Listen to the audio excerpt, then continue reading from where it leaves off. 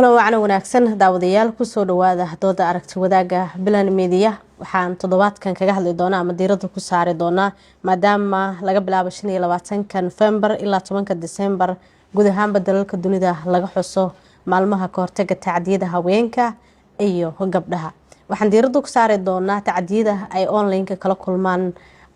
gabdhaha Soomaaliyeed maadaama sanadkan loo xushay in lagaga hadlo tacdiyada haweenka ay kala kulmaan baraha bulshada guud ahaan caalamka. barnaamijka intaan ku guda jirno waxay idila socodsiin doontaa anigoo ah Naciim Saciid Saalax. sidoo kale waxaa barnaamijka igala qayb qaadan doona oo marti inoogu ah Cabdishakuur Cali Axmed, agaasimaha waaxda istaraatiijiyadda wasaaradda warbaahinta wasaaradda warfaafinta dowladda federaalka ee Soomaaliya, iyo sidoo kale Iimaan Axmed oo ah sharci yaqaan, iyo Dr. Idil oo iyaduna ah in dhakhtar ku takhasusay xanuunada nafsiga. dhammaantoodba waxaan weydiin doonaa su'aalo la xiriira mawduuceena. sidoo kale waxaa u madax bannaan in kasoo qaybgalayaasha ay weydiiyaan wixii su'aalo ay qabaan martida iyagoo ku bilaabaya magacooda iyo su'aasha ay qabaan. inta aynaan u guda gelin weydiimaha kasoo qaybgalayaasha, marka hore waxaan soo dhaweynaya Cabdishakuur soo dhawow. inta ogaalkaaga ah ma jiraan sharciyo dowladda ah ay si gaar ah u dejiso laga hortagayo tacdiyada dijitaalka ah ee la kulmaan haweenka iyo gabdhahaba? وما سنتهاي بسم الله الرحمن الرحيم. sidoo kale waxaan u mahadcelinaa Iimaan iyo Dr. Sada nagala qaybgalaysa iyo qaybgalayaasha. horta tacdiyada internetka ka dhaca wax caalami ah waaye, marka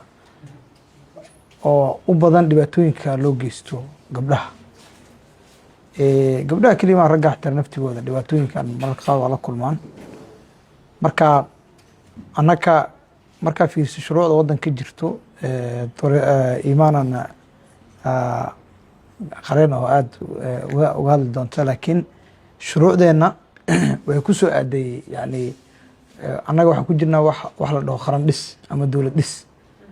dowlad dhiska marka yani shuruucda la isticmaalayo waxay ahayn shuruuc oo yani xil hore ka yimid. matalan maanta oo khamiis ah golaha wasiirada waxay meel mariyeen hindi sharciyeedka dib u eegista sharciga maaragtay dembiyada penal code-ka Soomaaliya ayay hadda maanta meel mariyeen. marka penal code-kii hore xilligii aadan cadala sameeyey ee xilligii dowladdii kacaanka dib loo eegay ayaa lagu shaqeynayay oo waddanka oo dhan laga shaqeeya. marka meel walba fiirsi, xitaa gobolada meelaha intooda badan dalka la isticmaala. waxaa kaloo internetka markuu yimid waxaa loo baahnaa shuruuc iyo in wax la helo. iyadaas naftigeeda sharcigii dembiyada internetka waa hadda laga shaqeynaya, sanadii ugu dambeeyay xoogga laga shaqeynaya. laakiin dee qofka in dembi loo geysto oo lagu xadgudbo shuruucda noo taalo ama kuwa hore aadan kuwa hadda laga shaqeynaya aadan ma ogolanayaan. bilmatalan anaga sharciga warbaahinta wuxuu diidaya in qofka xadgudub lagu sameeyo muuqaalo xadgudub ah ama wax dee dadka hor imaanaya la sameeyo. marka particular wax oo hadda oo marka sharciga loo eego ma jiro oo maaragtay gabdhaha xuquuq gooni siinayo oo maaragtay si gaar uga hadlaya. laakiin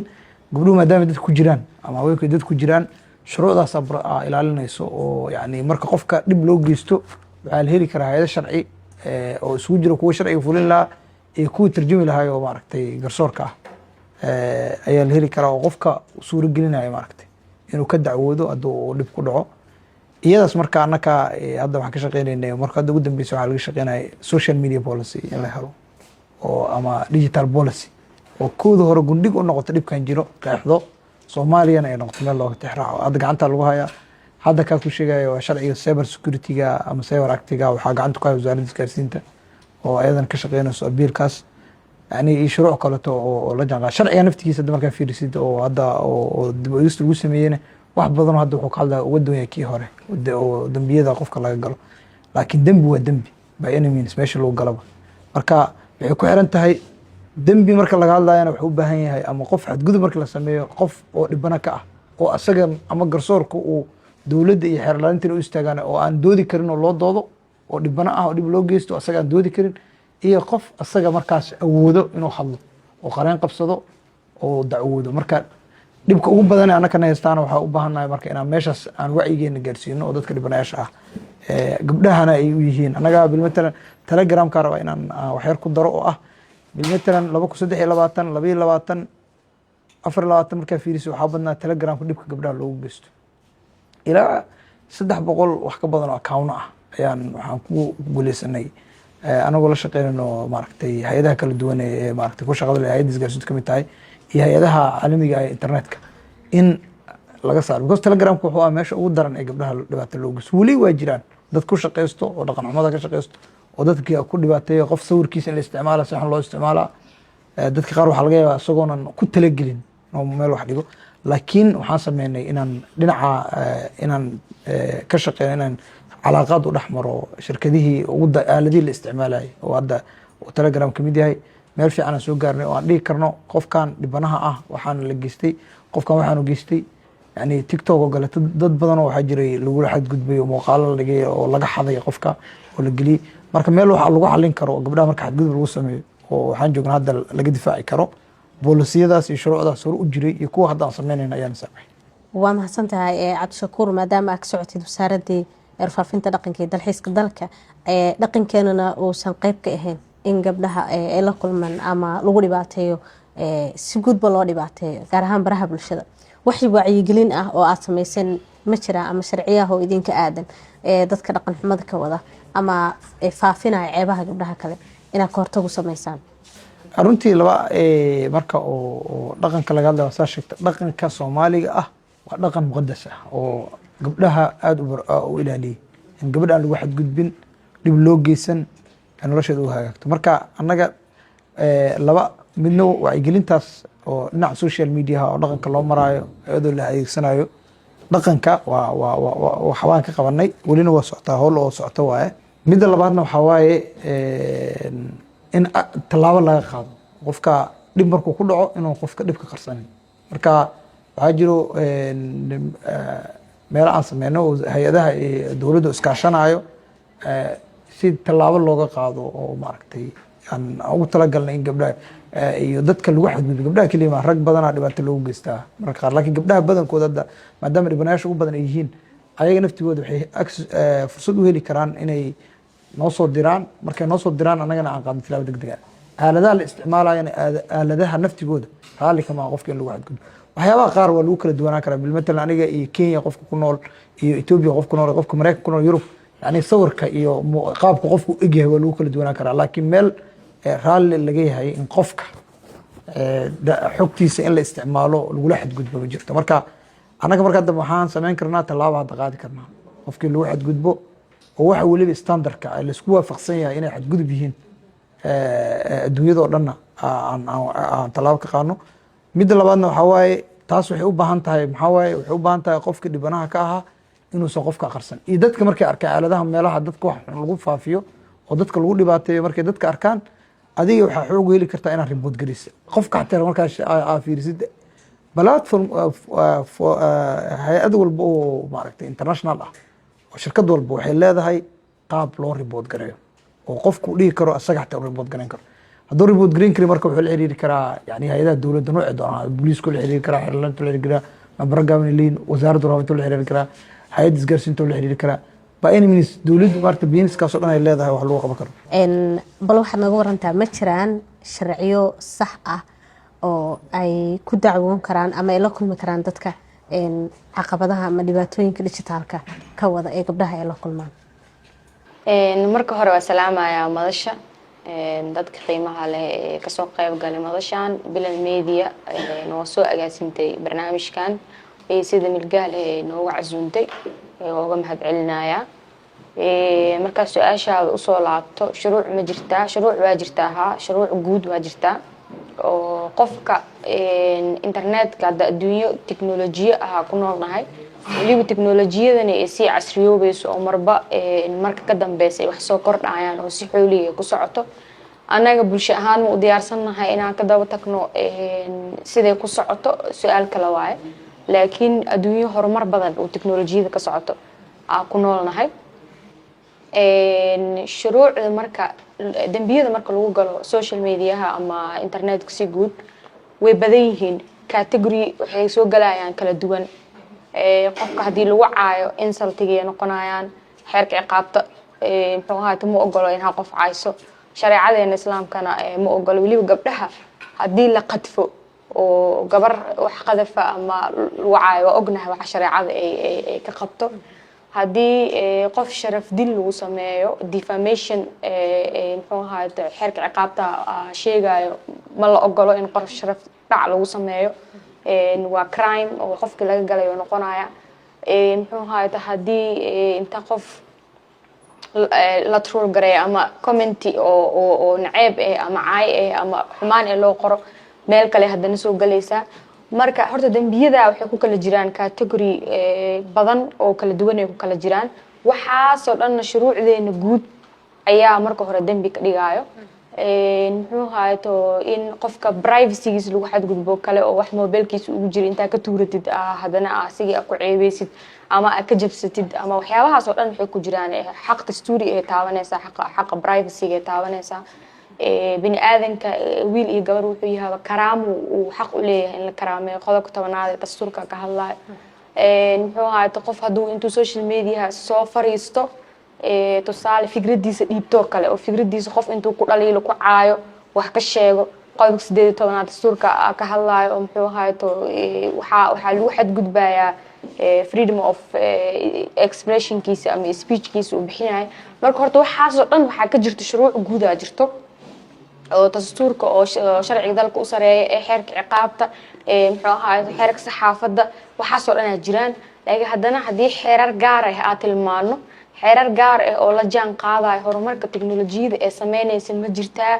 cyber security-gi iyo lowgi iyo cyber crime-ki labadaba draft waaye midna baarlamaanku yaala midna waxa waaye weli draft waaye oo labadaba lama baas gareenin muxuu ahaay shuruuc kale oo gaar ah ama hadda tusaale AI soo baxo kale AI-ga Soomaaliya maxaa oo qorsheysan inay la jaan qaado qof dhana gujigiisii inta la bedelo qof kale laga dhiga haddana codkiisii wax yar oo kamid inta la qaato waxa u maleysaa inuu qofkii hadlaayo laakiin qofkii ma aha waxaan la sameyn karaa in lagu dulmiyo qofkii oo wuxuu sheegay inuu sheego laga dhigo marka waa arin aad u khatar badan welina wax nooga qorsheysan oo wax gaara hadda ma jiraan laakiin markasto sharciga waxa waa la helayaa wax qofkaas lagu maxkamadeeyo ama lagu soo eedeeyo waa la helayaa waa hadii la helo qof victim ah oo dhibaatadaas u dhibaateysan oo cadaalad soo doonto hadii la helo marka waxa arabna inaan ka wada shaqeeyno oo bulshada aan ku wacyigelino laba arin waay dadka waxyaabahaas iska caadeysto oo dadka kale inay sawir ka qaadaan dulmiyaan dhibaateeyaan rabaan waxaan horta inay dambi yihiin markasta in loo sheego oo la wacyigeliyo dadka kale oo ayagana muxuu ahaay dhibanaha ah laftirkooda in ayagana wacyigelin loo sameeyo waxa isleeyahay wax oo si guud bulshada gaar ahaan dadka howlahan ka shaqeeyo looga baahan yahay waaye inay wacyigelin ka sameeyaan maxaa xaquuq oo ay leedahay gabadha dhibanaha inta dacwadeeda ay socoto si looga hortago inay la kulanto hanjabaado ama falcelino ka hor istaagaya in dacwadeeda ay ku guuleysato marka horta gabadha marka hore waxa la rabaa in cadaaladda aan markasta dadka xaray cadaalad in la helo laakiin cadaalad in la helo waxa ka horeysa in cadaalad la gaaro access to justice horta inuu jiro gabdhaha ka hadleeno dadka isku darajo ma ahan isku level ma ahan dadna waxa waa dad wax fahamsan dadna waxa waa dad u baahan kaalmo in la siiyo oo ay cadaalad ku gaaraan dad u baahan waay qofaabo aan wuxuu ahaato ogeen meeshu cadaalad ka raadsan lahaa qofa ogeen meeshu ka dacwoon lahaa qofa ogeen waxa inay dambi yihiin balaga galaya ogeen in sawir laga qaato oo lagu dhibaatay inay dambi tahay in kala qofa ogeen marka xuquuqda ay leeyihiin meeshaas ka soo bilaabanay in marka hore horta inay xaq cadaalad u leeyihiin inay ogaadaan in horta wacyigelin la siiyo dawladda maxaa la waajib ka saaran in dadkan wacyigelin siiso dadka anagoo kale mihnadlayaasha ahna waajib ka saaran inay ayagana waxay yaqaanaan dadku u gudbiyaan marka hore horta in access to justice dadka ay helaan oo xaq ay u leeyihiin in legal aid waxa loo ay helaan oo kaalmo sharciyeed ay helaan because dada awoodin inay qareen qabsadaan dada awoodin inay muxuu ahaato dacwadii xataa soo file gareeyaan because maxkamadda markaa tagtid dacwada file gareynaysa lacag laga rabaa inaad bixisid dada awoodin gaar raac ay ku imaan lahaayeen soo bixin lahaayeen inay haystaan marka xuquuqdooda meesha ka soo bilaabo horta in loo fududeeyo inay cadaalad gaaraan kadibna in loo fududeeyo inay kaalmo sharci helaan kadib waxay imaanayaan in dacwadoodii la dardar geliyo oo la qaado oo muxuu ahaato cabasho xeer ilaalinta looga qoro oo xeer ilaalinta kiiskoodii baarto oo qofkii maxkamadeen uu helo waxyaabahaas oo dhan maxay yihiin talooyinka sharci ee haweenku ay raaci karaan si ay uga hortagaan in xogtooda loo adeegsado sifa qaldan internetka gudihiisa? marka hore horta waxa muhiimka ah markasta wacyigelinta uu soo celcelinayo waxa waaye in dadku ay helaan yani awareness inay helaan waxaan in dib ay uga imaan karto inay helaan. marka hore xogtaada adee xogtaada gaarka ah tahay yeelo muxuu ahaay sidii aad ku ilaalin lahayd inaa ilaalisid. haddee kaa farabaxsato oo ama qof uu kusoo attack gareeyo oo si digital ah kusoo attack gareeyo ama muxuu ahaay si uu intuu xogtaada ku helo uu kugu dhibaateeyo ayadan waxa waaye qofkaas ma u tihid adoon oo wuxuu doono ka samaysan karo. waxaa laga rabaa inaad cadaalad raasatid, waxaa laga rabaa inaad u imaadid dadka oo kugu kaalmay karo sida cadaalad ku gaari lahayd. marka inaad adi haddaadan hadlin waxaa la dhahaa markii oo xuquuqda aadanaha laga hadlaayo xuquuq markay maqan tahay ciday ka maqan tahay waa inay jirtaa, ciday ku maqan tahayna waa inay jirtaa oo laga raadsado. marka qofkii horta waa inuu asaga uu garto inay wax ka maqan yihiin, wixii ka maqnaana uu raadsado, kadib waxaa la samayn karaa in la caawiyo. sidee tacadiga dijitaalka ah uu dhaawac maskaxeed ugu geysan karaa in haweenka la kulma tacadiyada ka dhanka internetka marka loo barbar dhigo tacadiyada sida rasmiga ah ee ula kulmaan haweenka? wax laga hadlayo horta waxaa waaye markii ficilkii la sameynayo oo meediyaha gaaro dhibaatada oo ku keenayo gabdhaha maskaxiyan. midda aniga su-aasha qaabka la ii weydiiyey ama sida aniga rabo inaa ugu jawaab waxay tahay yani qofka bini aadanka markii uu dhaawac soo gaarayo midna jirkoo kasoo gaaraa midna nafsad ahaan uu soo gaaraa. waxaa dhahnaa anaka inta badan maskaxiyan, laakiin runteeda waxay tahay yani qofka bini aadanka wuxuu u dhaawacmi karaa ruuxiyan ama caqliyan, labadaasoo la arki karin. hadda xaaladda lagu jiro markaa ka hadlayan fakaska saareynan waxay tahay waxa la adeegsado oo wax laga barto lagu wada xiriiro waa media kulligood. markii xaaladda media ay noqoto markii qof dhib ka soo gaaro dhowr waxaa iskugu darsamaya dhibaatada soo gaarayso. waxay noqonaya qofkii dhibka horta xanuunkiisii inuu xanuujiyo, walwal cusub inuu ku beero oo maxaa kugu dhici doono. qofkaas dadna way yaqaanaan dadna ma yaqaanaan, dadkiisa ku hareereysan maxay iyaga naftirkooda dhib sii gaarsiin karaan. qofkaas dhib ku dhacay maxaa dhib kale ah sii gaarsiin kartaa nafsad ahaan. maanta haddii aanan ku garaacin laakiin kugu dhaga hadlo hadalo xunxun ku dhaho yani ma qalbiyan waxaa waay hoosa usii dhacay maalin ka dambeyso. marka ama ha ahaato mid toose ama media marka dhibka kale sii qabo waxay tahay kumanaan qofa commentika soo bixinayso. caada ahaanna waxaa u leenahay anaka dhaqan oo iidana qalad nalka gala ee taho nala soo barin. yani waxyaabaha qaar sababta u sameynayna waxaa waaye soomaalideena manoola soo sheegin, wixii aan iisoo sheeginna dee saa uu dhaqmo ma aqaaniyo saa. marka commentiga naftirkiisa dhowr sababood oo u qaldamay kusoo baxeen. yani waxaa ku jiro dad jecel qofkaas inay dhibka kusii psychologically inuu qofkaan sii dhibaateeyo. qof waxaa laga yaabaa dhibka asaga haystay inuu ka dhex arko. yani mostly waxa soo comment garayna waxay u badan yihiin ma lagu jeedo, you can say what you want, waxna waxa aragto waa dhihi kartaa. asagoo markaas ka duulayo qofka ma lagu yaqaano. yani dhibka marka aan waxa bulshada sababtay u abuurtay aan leeyahay waxay tahay yani aniga markaa koowi wax soo sameynay adiga istaqaanid ma leeyahay, aniga nafsadeeda ma leeyahay soo barin. ani maanta da commenti qaldan ku bixinayo ama wax xun bixinayo haddii cabsideeda tahay kaliya hareerahayga ma la joogo, laakiin aan idil ixtiraameynin oo aniga aan idil ixtiraameynin commentiga waxaa raba ku qora. labo, ma jiro wax la dhahayo empathy, bini-aadannimo qoto dheer ma jirto. qofkan muxuu dareemi karaa qofka inuu isdhaho waxaa uga xoog ogaal badan qofkan maxaa negative comment ka bixin kartaa. yani hadda sheeko kasta oo dhacdo waxaa laga yaabaa commentiga dhanka negativeka inuu usoo jeesto. sheeko yaraa sheegaa dhowr meel oo tababar ah kasoo bixiyaa jirta oo sheekadan aa ka sheegay. maanta haddii la dhaho waxaa jirtay hooyo hal gabaree ilmo dhanka dhashe, gabadhaas besay soo korisay. markii ay soo korisay kabacdi gabadhii markay weynaatay, sheekada saa u sheegaya ay u kooban tahay yani aan lagugu soo sheega ama qadkaa lagu soo dhiga. hooyada gabadhii markay weynaatay waxay samaysay ninay rabtay inay ku darto, iyadana nin kale jeclaatay. kabacdi way la baxsatay, ninkii la baxsatay. hooyadeedii meel cidla uga tagtay. hooyadina hadeertaan meelay ka rahayso ma taqaano, way murugsan tahay. sheekadaas soo qor. so commentiga ugu horeeya ama commentiyaasha ugu horeeya maxay noqon karaan?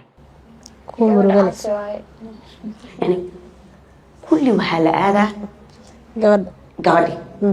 yani waxaa la leeyahay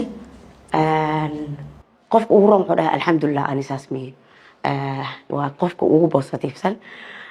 qof gabdhihii dhan wacanaa, laakiin kulli waxay noqonaya sheekada point of view waxa la dhahaa jiro. qof kastoo bini aadan ee markii ay wax dhacaan dhinac angle oo kasoo fiirinaya jiro. maanta haddii la dhaho cameradan wax ka sheeg, waxaa laga yaabaa inaad dhaho qof, waxaa laga yaabaa qaadkeeda inuu sheegi karo, qof waxaa laga yaabaa kalarkeeda inuu comment ka bixiyo, qof waxaa laga yaabaa meesha laga soo gaday iyo brandigeeda inuu wax ka sheegay. yani point of view intee ka gashay warkaan lagu sheegay, dhinacee kasoo gashay. mostly marka waxaan u badannahay maskaxdeena in laga soo galo dhinaca negativeka. so marka no one weydiinayo hooyadaas gabadha si usoo korisa ku jiro. but by the way sheekada xaqiiqadeeda waxay tahay balwada isticmaalaysay hooyada. gabadha markii ay 8 jir meelaha soo gaartay iyada shaaha u karinaysay, nimankii meeshaas imaanaya dhibaatooyin ku bilaabay iyada naftirkeeda. markii ay weynaatay ninkii ku dareysay naftirkeeda way ka gadatay. yani waxa ku dhex jiro sheekada xanuun badan ee gabadha marayso. yani automatically iyada waxay tahay victimka, qofka dhibanaha ee nafteeda la cabsanaysay. laakiin annaga maxaa ku jirnaa marka koow angalka yani waxaa aaminsanahay hooyo magacaas hooyo la dhahay waa brand name waay, laakiin hooyad bini aadan ay ahayd. shikandhu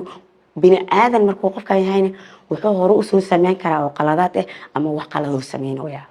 labadaasba way dhici kartaa. wax qaldan oo abaabinaya, wax saxan oo abaabinaya. marka ujeedkayga waxay tahay commentiga ama qofkan dhib soo gaaray ama filin laga soo qaatay ama jab ku soo dhaco la soo geliyay TV-ga, dadka commentiga ka bixinaya kulligeen boqolkiiba waxa point of view-geena wuxuu ku salaysan yahay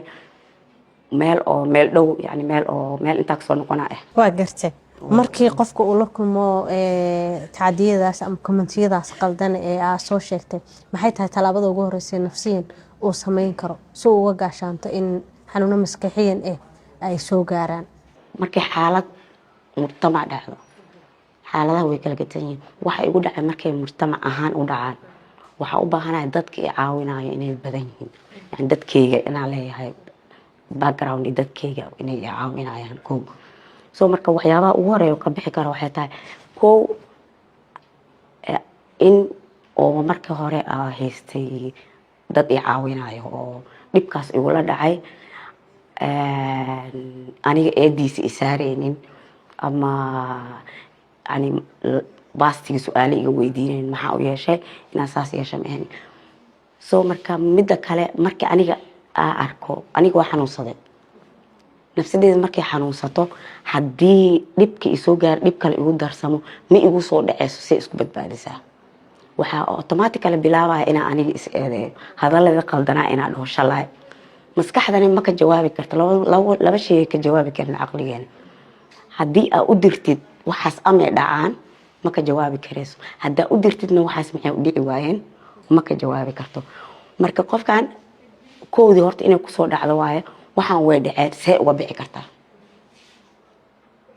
yani siyaabuhu ku badbaadaya. yani ama dhaqtar psychologist aad ama inuu qofka bini aadamka automatically og yahay everything inay time leeyihiin ama noqo qof la jecel yaho la buunbuuninayo ama noqo qof qalad laga arko la buunbuuninayo yani inaa caam ahaan aa og tahay waxaan inay limit leeyihiin time inay leeyihiin oo waqtigeeda laga gudbayo iyo inaa kala ogaatid maxaa samayn kartaa markaas carar intee waa carari kartaa hijro ahaan wadanka xaafadaas maa ka guuri kartaa wadanka maa ka tagi kartaa yani horta waxaa jiro first aid waxa la dhahaa oo marka kuwa qofka isku badbaadin karo then kabacdi inay noqoto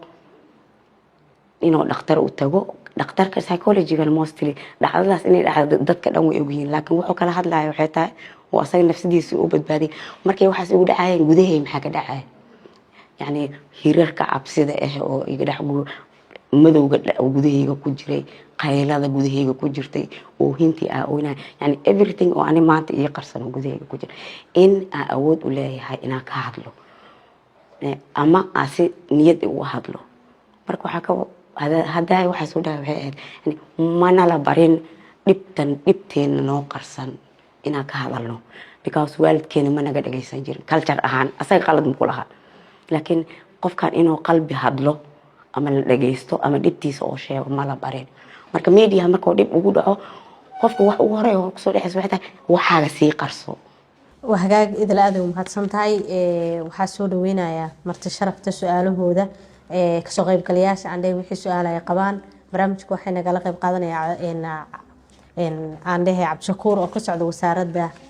warfaafinta dhaqanka iyo dalxiiska dowladda federaalka ah ee Soomaaliya sidoo kale Iimaan ayaa iyaduna nala joogto oo sharci yaqaan Dr. Idil oo ku takhasustay xanuunada nafsiinka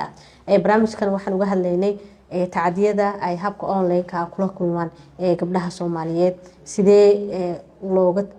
hortagi karaa ama sidee talaabooyinka ugu muhiimsan ee loo baahan yahay in la qaado maxay yihiin ka dowlad ahaan ka caafimaad ahaan iyo ka sharci ahaan maxay tahay xuquuqda ay leeyihiin gabdhaha Soomaaliyeed marka soo dhawaada mikrofoonkan aan idin qaybin doonaa qof walba su'aashiisa magaciisa soo ku bilaabay iyo qofka uu rabo su'aasha inuu weydiiyo ayaan waqti u siinayna inay ka faa'iideystaan بسم الله ميعي وعاتك محمد إبراهيم والسلامة دمان شرفت هالكن جوكتو waxaa dhigtaa jaamacadda Muqdisho waxaa bartaa kulliyadda Political Science and Public Administration departmentiga IR-ka su'aasheeda waxaa weydiinaya looyarad Iimaan su'aasheeda waxay tahay ma jiraan sharciyo Soomaaliyeed oo ka hortagaya tacadiyada dijitaalka ah haddii ay jiraan ma ku filan yihiin السلام عليكم وأنا السلام دمانتين مرت شرفت يكساقب قلياشبا مقعيق سوس عبشكور واي وحادقتا جامعة مقدشو فكرتي Political Science and Public Administration Department IR سؤاشي وحاكو سعوتا وزارة ورفافينتا أستاذ عبدالشكور دولة محاوة قرشيسان على ذاك الدوان هوينك لغو ديباتي سي تيك توك اي تيليجرامكا دولة أود مولدة إنها حرت آلذهاس ugu horey waa idin salaam dhamaantiina magacayga waa Raweyd Xanif Mustaf oo dhigata jaamacadda Muqdisho kulliyadda Journalism and Communication su'aasheedu waxay ku socotaa Ustaad Cabdishakuur su'aasheedu waxay u dhacaysaa sidaan maxaa ka dhigay haweenka iyo gabdhaha inay u nuglaadaan tacdiidaha dijitaalka ah marka loo eego ragga sideen loo dheelitiri karaa xorriyadda internetka iyo ilaalinta amniga ee haweenka waa idin salaam dhamaantiin marti sharafta qiimaha badan magacayga waa Ismaan Axmed waxaan ahay ardayd dhigata jaamacadda Muqdisho gaar ahaan department Journalism and Communication su'aasheedu waxay ku socotaa Ustaad Cabdishakuur sidoo haday ka dhawaajiyay wuxuu sheegay in aalada la yiraahdo Telegramka ay ku hayaan weerar yani ay falgal ka sameynayaan ma jirtaa dad idin xil saaran qofka dhibaatada ay ka soo gaarto Telegramka ama TikTok ama Facebook in ay idin soo gudbiyaan yani dad idin soo gudbiya xaaladahaas ee dadkaas la kulmayaan ma jirtaa dad idin xil saaran ma santii magacayga Amal Yaxya waaye su-aasheedan waxaa maadaama mawduuca ku saabsan yahay digital violence so ma jiraa vulnerable groups ama dad u nugul bulshada dhexdeeda soo looma wadasina ma ogta dadka dhan digital violence in experience gareeyaan dad ma jiraa la dhahayo targada laga dhigan kara ama u nugul yihiin digital violence inuu ku dhaco si dadkaas prevention loo siiyo ama boundaries loogu dejiyo ina la wadaaga haddana second maadaama oo meesha la sheegay inuu dhakhtar psychiatric joogo waxaa rabaa inaan weydiiyo ma jiraa criteria u degsan oo yacni ay ku manage gareeyaan ama guideline u raacayaan markuu qof u imaado oo digital violence abuse kusoo dhacay like cognitive behavioral therapy noocee u sameynaya inaa ogaadaa rabaa waa mahadsantihiin cabdishakuur alidhaa magacayga su-aashan waxaa ku bilaaba doctorasada psychologiga su-aashkooda ku weydiina doctorasa waxay tahay sidee gabdhaha mise haweenka u saameeyaan maskaxdooda dhibaatooyinka social mediaha su-aasha labaad waxaa weydiinaya cabdishakuur samigeyga maxaa teknolojiyadda khatar ugu badan ee haweenka wajahaan mid ka mid a gabdhaha jaamacadda muqdisho caasha aan malaynaya inay ahayd magaceeda caashe maxamed ibraahim waxay qabtaa su-aal ah ma jiraan sharciyo soomaaliya oo ka hortegaya tacdiyada online-ka ay gabdhaha la kulmaan haddii ay jiraan sharciyadaas ma yihiin kuwo inagu filan caasha waa ku mahadsantahay su-aashaada waxaa u maleynayaa su-aashan hadaaya wax ka taataabtay oo waxaa la igu weydiiyey barnaamijka dembiga la galay ku xiran tahay shuruuc guud waa haysanaa kuwa gaara labada xeer hadaaya soo sheegay oo weli aanan sharci noqonin oo draft leh aad jiraan idinkaa la idinka rabaa dadkiina jaamacadaha dhigto inaa bushgareysaan maadaama gabdhana aad tihiin aad dhahdaan waan u baahanaa sharciyadaas dowladda priority ha siiso muxuu ahaato tacadiyada anagaa u nugul mararka qaar wiilasha waa nuglaa karaan ayaga naftirkooda waxaa horta la dhaho vulnerability waxay ku xiran tahay xaaladay ku xiran tahay markasta gabdhaha ma nugla mararka qaarkood wiilashana way nugul yihiin tusaale hadda hadaa idin siiyo haddii laba qofood oo social media wax loogu geysto ama la caayo ama muxuu ahaato wiil iyo gabarna ay kala yihiin gabadha aysan ee tahay gabar caadiya laakiin wiilka oo yahay wiil oo ku xiran yihiin dad badan tusaale social media caanka oo kale caayada markii loo qoro wiilkaas caayada la caayo waxaa arkayso millions oo asi ku xiran markaas loo fiiriyo wiilkaas wuu ka nugul yahay gabadhaas because dad badanaa arkayaan laakiin gabadha dad yaraa arkayaan inta badan laakiin majority markaa ka hadleyno gabdhaha u nugul because gabdhaha markasta waxaa waaye especially markii bulshadeena loo fiiriyo gabdhaha waxaa waaye pridekeena waaye waxa aan ku faano waaye waxa uu muxuu ahaato markasta priority-ga la saaro waaye bulshadeena waxay taqaanaa in dadka la sii blame gareeyo toorasada haday ka hadashay marka shuruuc waa noo jiraan su-aasha waxaa ku lamaaneys shuruucda ma nagu filan yihiin ma nagu filna weli waxaa u baahanahay shuruuc la jaan qaadi karo horumarka teknolojiyada ee sameynayso AI-ga isbabeddelaya laftirkiisa oo dhowr nooc ah wax la jaan qaadi karo inaan helno bilaaban yihiin wax waa jiraan sharci la-aan ma jirto su-aasha labaad waxaa waaye dadka usoo dacwooda sharci ahaan soo magan gala dadkaasi idinkoo la kaashanaya shuruucda caalamiga ah ee baraha bulshada ay leeyihiin ma laga saari karaa hawada muuqaalada anshaxumada ah ee laga soo gudbiyo waa laga saari karaa aaladaha social media la isticmaalo ayaga xataa boolasiya leeyihiin mana ogolo in qof lagu dulmiyo tusaale Facebook oo kale Snapchat oo kale adi any app oo aad isticmaashid marka abka soo degsatid wuu ku sheegaa page ugu horeeya oo ku sheegay waxa waaye policy wuxuu kala hadlaa abkaas uu leeyahay wuxuu ku sheegaa inaan la ogoleen in qof kale aad ku xadgudubtid inaan qof aad ahayn iska dhigtid inaan qof ka aflagaadeysid inaan muxuu ahayd harassment ku geystid inaan qof waxaas oo dhan uu ku sheegaya marka adiga agree gareysid oo ku dhufatid kadib abka wuxuu ku ogolaanaa inaad isticmaashid haddii lagu ogaado in muxuu ahayd dad aad ku dhibaateynaysidna automatic waa laga xiraayo abka waa ognahay laakiin waxa waaye iyada laftirkeed waxay u baahan tahay awareness ay u baahan tahay in qofka markii oo wax lagu ceebeynaa lasoo dhigo kale inuu report gareyn karo inuu maato kale u qori karo fariin inuu u qori karo oo dhigi karo ciwaankaas waa liigu dhibaateeyey waxaa u baahanahay in oo u dacwoodo la xiraa kale u baahanahay uu dhaho waxyaabahaas dhan waxay u baahan yihiin ayadana awareness kale laakiin way jirtaa Amal Yaxye waxay jirtaa waxay qabtaa su'aal ah ma jiraan dad u nugul xadgudubyada digitalka ah waase dadkaas horta xadgudub markii la dhaho bini aadan kasta horta waa loo siman yahay laakiin bulshadeena iyo qaabkaana uga fikareen hadday noqoto dumarka ugu nugul. marka su-aasha labaad waxaa waaye sidee gabdhaha maskixiina u saameeyaan tacdiyada ka dhasha baraha bulshada horaad u sharaxday haddana markale ugu celi. horta qofka biniaadanka markay wax saameynayaan qaabkay kuu saameynayaan waxay tahay qaabka adiga aaminsan tahay. marka kow bulsho ahaan mujtamac ahaan maxaa aaminsaneed dhibkan kuugu dhacay maxaa ka aaminsan tahay wixii aad ka aaminsan tahay xaddi la eg oo kugu saameynaa yani waxa qofka biniaadanka aaminsan yahayna iyo waxyaabaha u haysan inay qalad yihiin wax sida xubnaheena ee noola faraheena iyo xubnaheena si u korayaan ee noola korayaan. soo marka wax aniga qofkan u aaminsan tahay gabadha in oo yani wax weyn ay tahay saameyn weyn ku yeelane yani wixii saa u haysatid ficilka qaabka ka aaminsan tahay ee saameyntiisan kula muuqane. idil waa mahadsan tahay. cabdishakuur Sundus waxay qabtaa dowladda maxaa ugu qorshaysan aaladaha sida gaarka gabdhaha loogu dhibaatay sida Telegramka oo kale awood ma u leedahay dowladda inay xidho aaladahaas oo kale. su-aalaha isku wada xijista haddii ku nadgaraysa waa mahadsan tahay. Sundus ugu horeysay oo maleynaa dowladda maxaa ugu qorshaysan waxaan rabnaa in la xoojiyo in gabdhaha oo xoogga muwaadiniinta wadanka leeyahay wadanka xooggiisa dhalinyaro waa lahaa gabdhuhuna waa laf dhabarta maaragtay dhalinyarada marka waxaan rabnaa in ilaalintooda la xoojiyo oo hay-adaha dowladda oo dhan ay isku kaashadaan iyo bulshada rayidka in la isugu tago sidii loo ilaalin lahaa dhibaatooyinka ay la kulmaan lana xoojiyo shuruucda iyo siyaasadaha dhinacan online-ka hadda mawduucan hadda ku jirno maaragtay sidii oo loo xoojin lahaa. marka ka dowlad ahaan ma awood ma loo leeyahay haa xitaa qofka awood u leh qofka lagu xadgudbo qofka kugu xadgudba hadaa taqaano dowladdu waa dacweyn kartaa maxkamadda kugu dhow saldhig kugu dhow ku dacweyn kartaa aaladda isticmaala ka dacweyn kartaa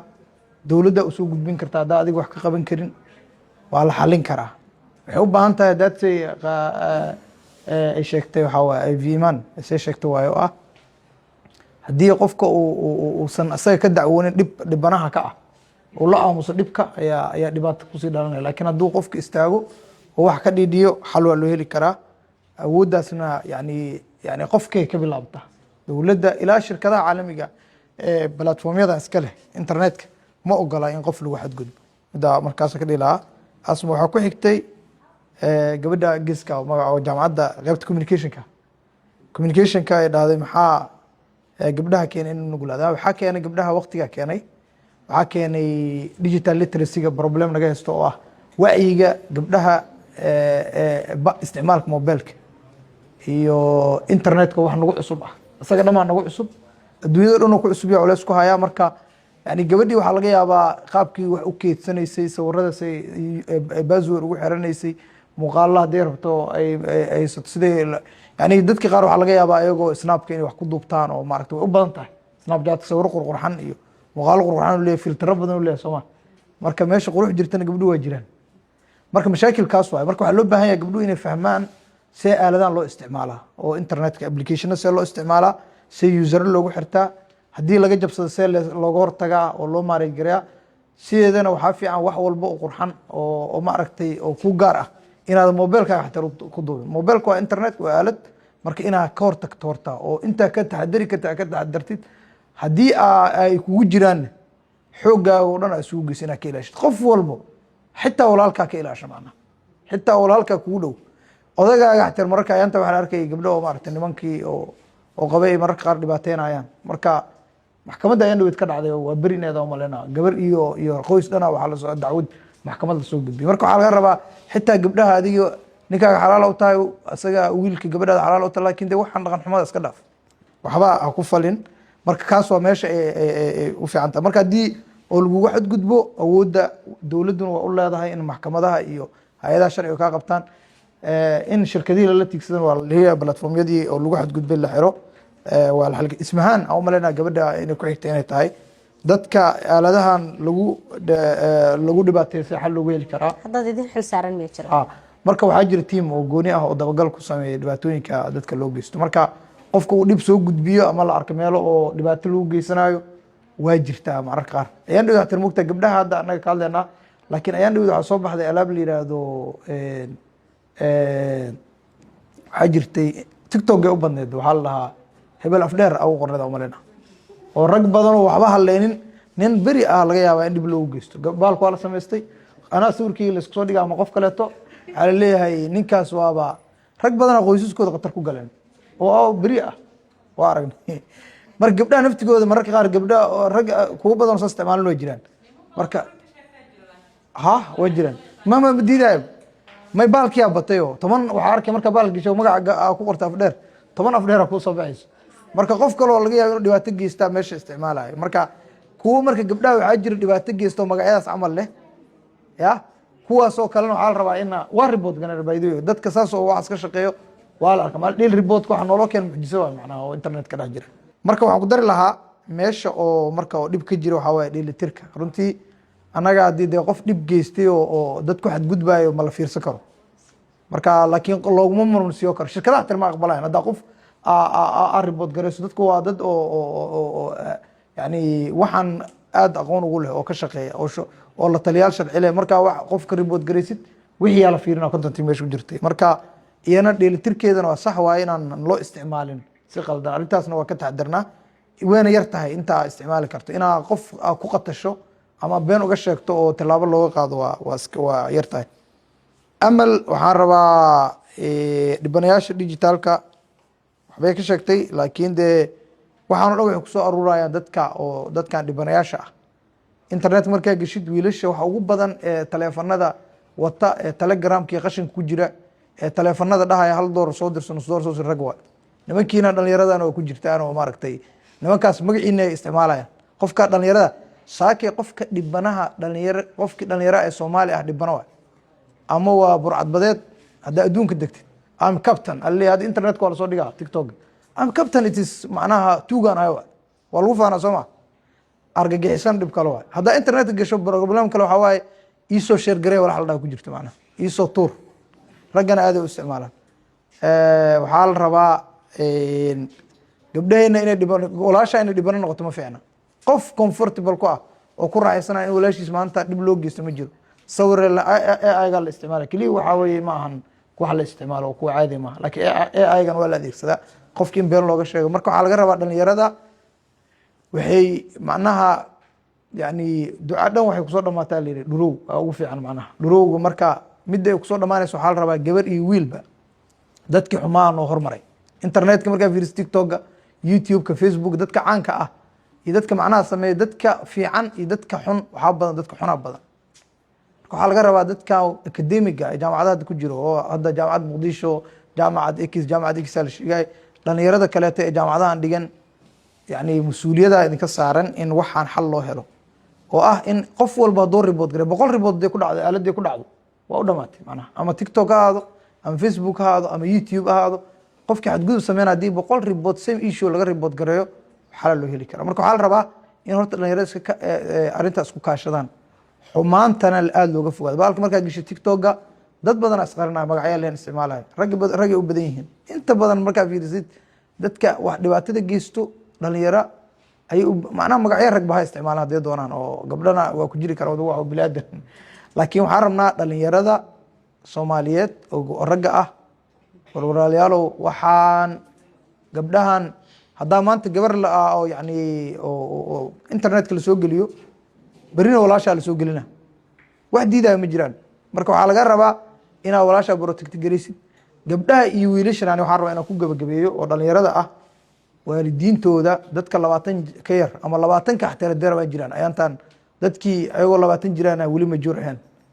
oo I'm sorry to say that, laakiin waxaan rabnaa in la ilaaliyo mobilada horta maxay ku isticmaalaan, maxay ku gashtaan, sawirada qaaqaaban maxay ku falayaan, muuqaalada qaaqaaban maxay isaga duubayaan, musqulaha ay ku dhax jira markaa fiirisid iyo banaanada rag iyo dumarba ya muuqaalkaas adiga waxaa la rabaa qofka waalidka markaa imaadid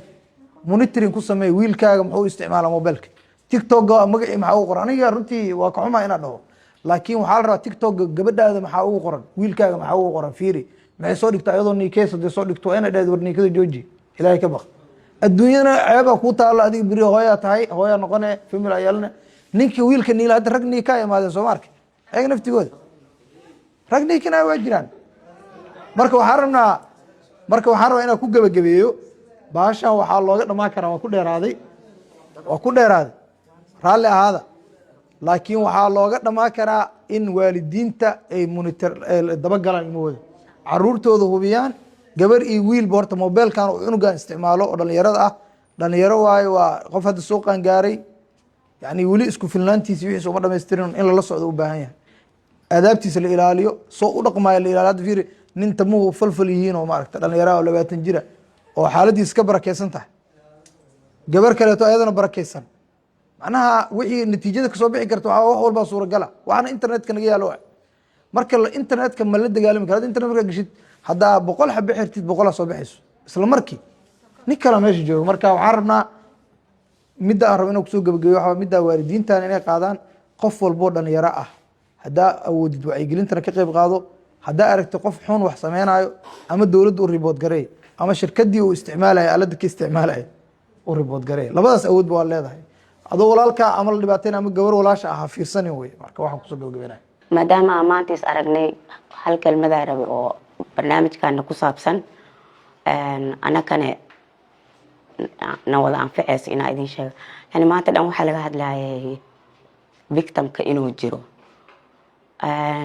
jamaaca saa haddaa hore idinkugu sheegay wax badana anagana soo dhaafee wixiina dhaafay aa uga faa'iideyno jiilka naga dambeeya ilmaha markay yar yihiin in la baro inay sheegtaan dhibkooda maanta ilmaha haddii la baro in ay ka hadlaan dhibkii ku dhacay ama ay kaa arkaan inaad waqti siinaysid oo aad ka dhagaysanaysid dhibkii kusoo dhacay hadhow markay weynaadaan dhibaato ku dhacday maxkamadna ama lawyerna way ka tegi karaan ama police station way u dacwoon karaan laakiin markii kooba haddii mar walba la caburinayo haddii wiilka uu kasoo dacwoodo walaalkiis ka weyn gabadha ee walaalkeed kasoo dacwoodo in adeerka guriga deganayo laga dacwoodo oo laisku aamusiyo ma samayn kari hadhowti ma ka dacwoon kari marka waxaa rabaa inaan idin sheego in la dacwoodo oo dhibka laga hadlo wax lasoo barto waaye وهاجاك داوديال intaas ayaan kusoo koobeynaa doodeena aragti wadaaga Bilan Media waxay idin socodsiinaysaa aniga ah Naciim Saalax waxaanad kala socon doontaan Bilan iyo sidoo kale Dalsan Media Group waxaan mahad celinayaa ka soo qaybgalayaasha iyo sidoo kale marti sharafta barnaamijka nagu heliyay